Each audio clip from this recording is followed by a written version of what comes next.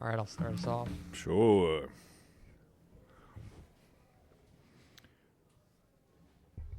Welcome to the post-game and pre-game for the Junior Oilers Blue and the post-game for the Junior Oilers White. This is the Junior Oil with Manning and Jacko. A fun game to the start of this afternoon, Josh. A 5-1 victory for the Junior Oilers White to move up to 18-0, Josh, on the season. Wow. St. Albert falls another game, 0-3 against the Junior Oilers White. Josh, it was a fun one to call tonight. It was all Junior Oilers. What were your thoughts on that one? Well, it's always a fun game to call when it comes to the Junior Oilers White. I mean, it's unbelievable what they've been doing this year. They've given up 16 goals in 18 games, which, I mean, in any league, it doesn't matter what league you're playing, in any level, anywhere, that's the most insane thing ever. And they took a couple penalties in this game, but something we mentioned on the broadcast, they've only given up one power play goal against at home, which is also insane. Like, there's so many stats that the Junior Oilers White have that are just, like, unprecedented. And if you told me these stats were going to be, like, the Oilers are going to have these stats, if you were to tell me that at the beginning of the year, I'd say you're crazy. Because, I mean, they have a plus 63 goal differential now. Yeah. Plus 62 Crazy. goal differential. They've only given up one power play goal at home, or one penalty power play goal against at home. They've only given up 16 goals now. They're 18-0. They have 50 points on the year now. Oh, Their goalies 50 points. are just ridiculous. Taya Christie had an unbelievable game.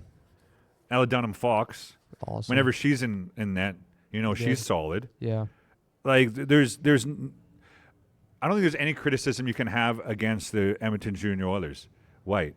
Like, do you have any criticism against them? I can't think of anything that I can criticize in their game. Tonight, I mean, there's not much tonight. Maybe a little bit in the first period. They were kind of slower on the start, which we've talked about with Joel Luennis. They had a slower start, Josh. I thought. Yeah, but like that it wasn't even that bad though, right? But it was. If the only thing to criticize is been their starts in some games. Which, I guess, right? Yeah. Even though they're dominating teams, they still have things to work on, like every team does. And I think their starts, obviously, I'm sure if we asked Joel, he would have something to say about. Oh yeah, he always does. He always does. So that's it's always something like that. So. But. Yeah, I mean, after that first 10 minutes, where the slash actually came out, they came out pretty decently. But after that first 10 minutes, it was all Oilers, and they didn't look back.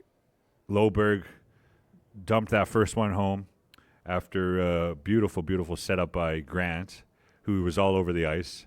She had an amazing game. Yeah. And she set up Loberg, and Loberg put it home. And then after that first goal, they didn't look back, and they just kept pouring it on. And that second period was just utter domination. Yeah. That was probably one of the best periods I've ever seen any team play. Yeah. In all the time I've been doing this. St. Albert's a good team as well. St. Albert's a good team. They dominated. But that second period, they had what? Maybe like 30 seconds in the offensive zone? Maybe? They had less than a minute. They had less than a minute in the offensive zone in that second period, because the Oilers were just pouring it on in that second period. And after 40 minutes, it was too much for St. Albert to handle. And St. Albert, like, they're second. There's a reason why they're second. They're a good team, right? They have 43 points on the year. They fall to 14-4-2-1, and that's a good record. Yeah, that's a really good record. That's a good record. They've lost 4 games, and 3 of them are the Junior Oilers. Yeah. They've lost more than 4, but in 4 in regulation, 2 are the Junior Oilers in regulation, and the other one is in overtime. So I mean, they've put up fights against this team as well, Josh, and they've not like had a great season. Yeah, it's not like their 2 previous games they were 4-2 and then 3-2, right? Yeah. So they were close games. So you got to give them credit, St. Albert, for making them close. But when you have a team like the Junior Oilers, I mean, just looking at their last 5 games before this game, 6-0 win against Calgary, 3-0 win against Calgary, 3-1 win against 3-1, and then 3-0. Yeah. Like I don't know what else could be said about how terrific the Edmonton Junior Oilers White are playing. It's some of the best hockey, and something we also mentioned on the broadcast is how spread out their scoring is. Yeah. Right? It's like a full team effort. Yeah. There's not like one player way at the top that's just running away with the points. It's everyone contributing, top to bottom. Yeah. And that's how you become a team that's 18-0, when you have a team that everyone contributes. For sure. In every facet of the game. Yeah. Not just offensively, defensively, in their own zone, right? Everyone is accountable defensively in their own zone. Everyone's back to help each other out. Yeah. And that's something that's really impresses me. And I mean their goaltending. Like, what can be said about their goaltending? Yeah, it's been very, very good. All facets of the ice today, especially. Yeah. They played a great game. As we will get into our 3 stars. Josh, it is your turn now. Okay. You get the 3-star today. The 3rd star. Okay. My 3rd star of this hockey game. I am going to give it to a lot of options here. Yeah, I know who I would put as my 3. But I'm going Taya Christie, 3rd star. Okay. She had an outstanding game, only giving up that 1 goal, and that was kind of a weird goal how it went in, right? Yeah, it was. Yeah. Yeah, and other than that, she played a solid game, and she always does. Yeah, she always does. You know what you're going to get when you have Taya Christie in between the pipes. So that's my 3rd star. The 2nd star for today, I think this one. I mean, it's a close one, but there's a lot of options. Yeah, Paige Smith is our 2nd star of the night. She had 2 goals, one to make it a 3-0 lead, which makes it a big difference, and then one to make it 5-1. Both assisted by Parker Small was in the play a lot as well. She's got an assist on the power play, and then got an assist in the 3rd period on Paige Smith's goal. So she could have been in the running as well for a star tonight. But that is my 3rd star. Paige Smith had an excellent game, netting 2. So Josh, who's your 1st star? I think this one pretty obvious. Well, I don't know if it's obvious. I was gonna. You took my 1st star. Oh well, I think this one's pretty obvious for me. Yeah. Yeah. She started it off and there's a lot of options though. There was a lot of good play by. I mean, honorable mention to Grant. She had a great game. That's who I would put as my 1. Yeah? That's what 100%. She was all over the ice tonight. She was. She made a lot of great moves.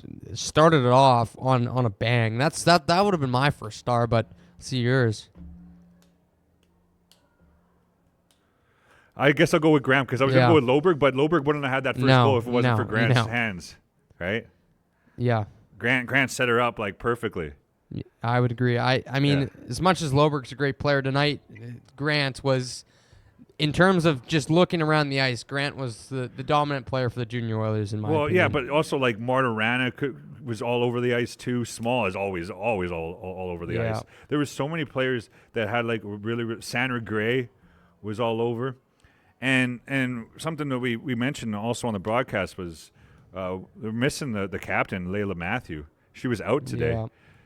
You would never have known. No. The team just rallied around it and they were without their leader, but they still pulled out a 5-1 W over a good St. Albert team. So, big ups to the Edmonton Junior Oilers White improving to 18-0. I mean, absolutely outstanding. Final shots 38-21. The Edmonton Junior Oilers improved to 18-0. Wow. Crazy stuff. I mean, I don't know like how you can get much better than the way they've been playing recently. If they just continue on this course, it should be a fun rest of the season. Their next game is on Saturday, January 18th against the Calgary Fire Red back here at Bill Hunter Arena. Then they're back they go to Clairview Arena on Sunday against Red Deer, not at Bill Hunter for some reason. And then they are back, I guess, for Rogers Place action against Lloyd on the 26th at Rogers. Could you place. Could you I want imagine? their team. I could imagine them still being unbeaten then. Whoa, wow. Yeah, it would be. I mean, they play Red Deer, which is going to be a fun game. That's the game. Red Deer they play well against them. They play Red Deer twice. They play Red Deer, on January 12th, Sunday, in Red Deer. So they play Red Deer back-to-back games on the Sundays. So Red Deer's a task. They've taken them to a shootout, taken them to overtime. So if there's a team to beat the Junior Oilers, it's Red Deer. And, I mean, they're going to get tested here, these next 2 games. So it'll be fun to watch them and see how they do. Most definitely. They are 18-0, and they no signs of slowing down. Yeah. No signs of slowing down, but there's still a lot of season left and still a lot of big tests ahead of them. But, I mean, if they keep playing the way they're playing, you never know, yeah. they may never lose again. No, which would...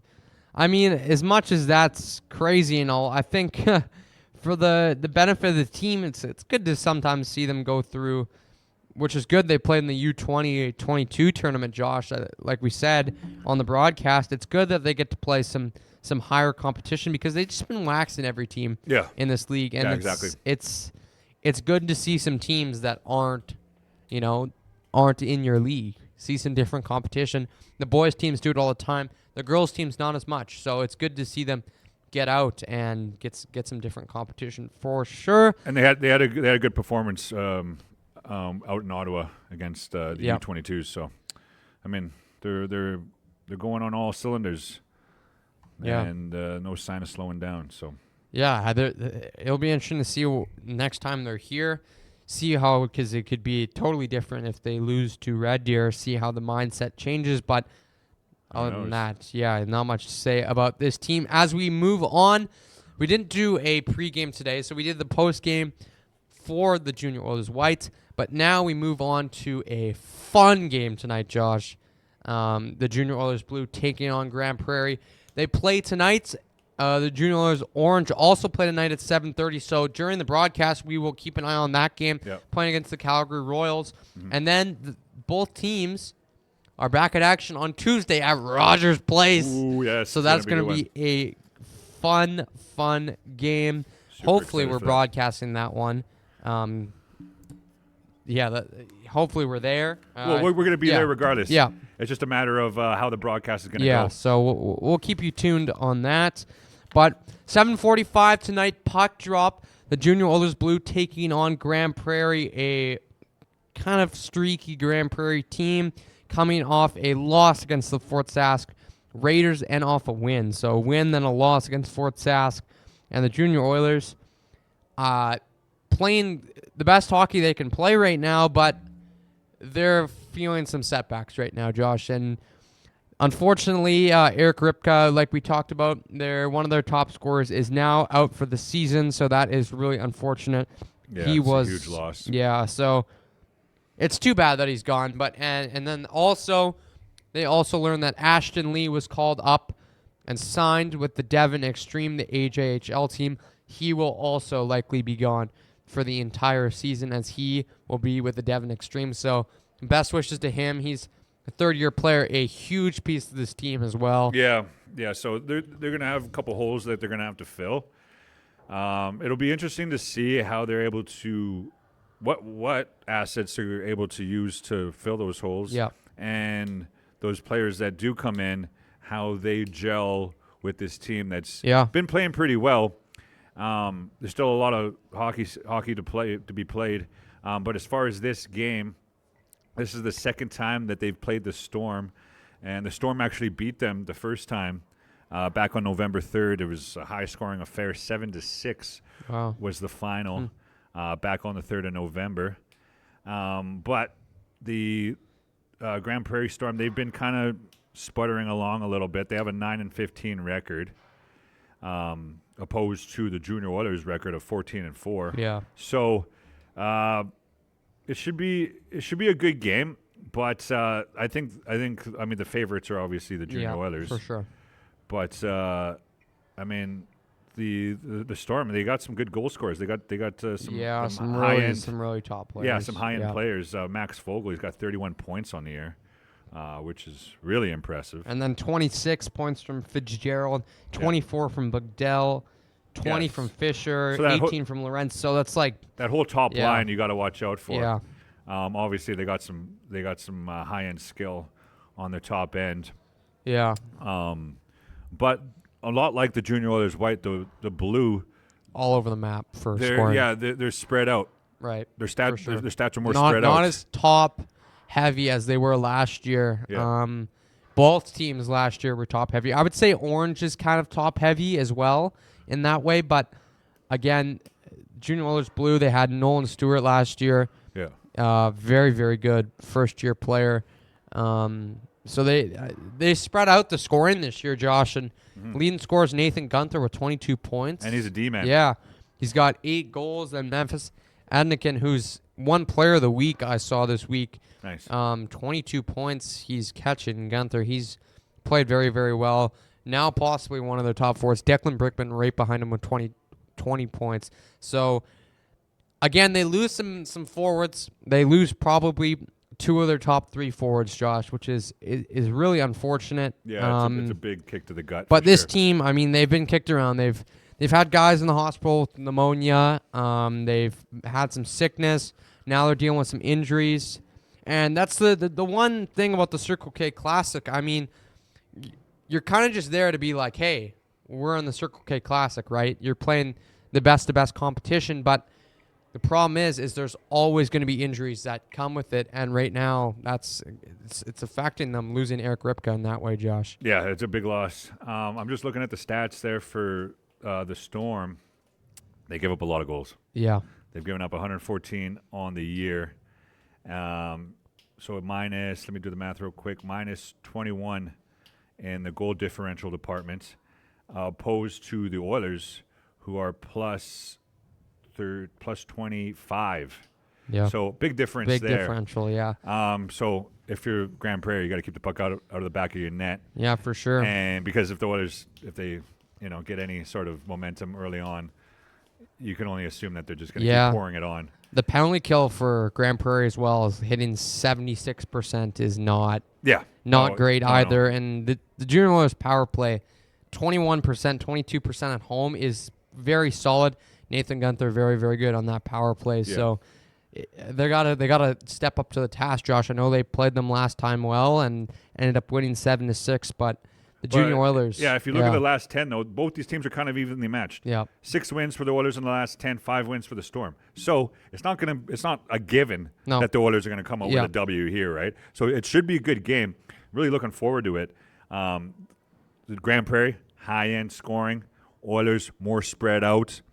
Not sure who's going to be starting in net for either of these two teams, but it's safe to say goaltending is going to be a big factor for the Storm. For sure. Yeah, not as good as the Junior Oilers goaltending this year. Very, very good. Nathan Salisbury, Ethan Berard. Very, very good goaltenders for the Junior Oilers Blue. But, I mean, looking at this game, Blue, Memphis Adnikin being on fire, so keep an eye out for him. Yeah. Well, another thing, too, Adnikin, his line, they are always quick off the draw. Whenever they have a draw in the offensive zone, you got to watch out. They have set plays that they always go to. That right off as soon as the puck is dropped, it goes towards the net. Yeah. Right. And so if you're Grand Prairie, if you did your scouting properly, you'd be wary of that, and you'd make sure that you limit those opportunities that they have in the offensive zone off the draw, because that's something that they do time in, time out, every game. Yeah. The Oilers, especially that line, the Adnikin line, they always have an opportunity off that draw. I would totally agree with that. Last time the Junior Oilers Blue were here, they come off an 8-2 massive victory over Airdrie. It was all Junior Oilers in that game. But some big losses, and we'll see how that comes into play today. No Ashton Lee. So, again, things get shuffled around again on the power play. So you remove Eric Ripka. Now you remove Ashton Lee. Mm-hmm. Who's bumping in? You had Caswell come in for Ripka. Now who bumps onto that top power play unit for the Junior Oilers, and kind of how they shuffle the lines around. Blue, we normally see them move the lines around a lot, which is good to see because lots of guys can play with lots of guys. Yeah. And again, losing two big players, it's like it's too bad. But this is the team. This is why you round your team. This is like Junior Oilers White.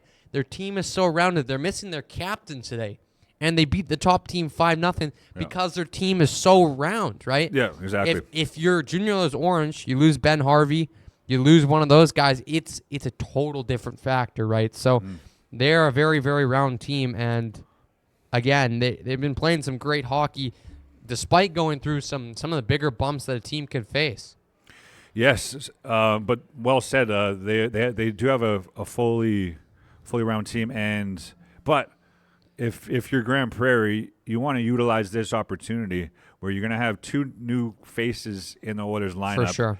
And this might be an opportunity if you're Grand Prairie to maybe capitalize on some growing pains, let's say, from the Oilers. Because no matter who you are, if you're coming to a new team, you're not completely familiar with the systems, you're not completely familiar with your teammates, that could pose a bit of a problem.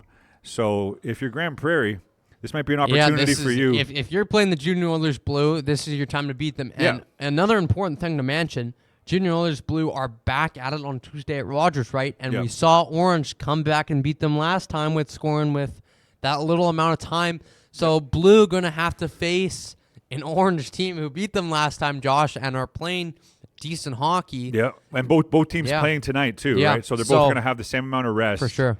So that Tuesday game is going to be insane. We'll talk more about that in post-game. But, this evening's game should be a fun one between the Grand Prairie Storm and the Edmonton Junior Oilers Blue. Yeah, it is going to be a fun one. And then on Tuesday, I mean, it's going to be the best. All the drama leading up to that is going to be fun. Yeah. We will likely have a guest on for post-game. We'll see what we can do, We'll see what we can do. Around, I mean, it's going to be like 11 o'clock by the time this thing is wrapped up, which is crazy. We're here at Bill Hunter for a long time today. Yeah. Nonetheless, we would like to thank you for listening, watching, subscribing. We will be back for the post-game, hopefully with the Junior Oilers dub and some La Bamba. We'll be back. Hopefully you enjoy your time in between games. So thanks for listening. Thank you.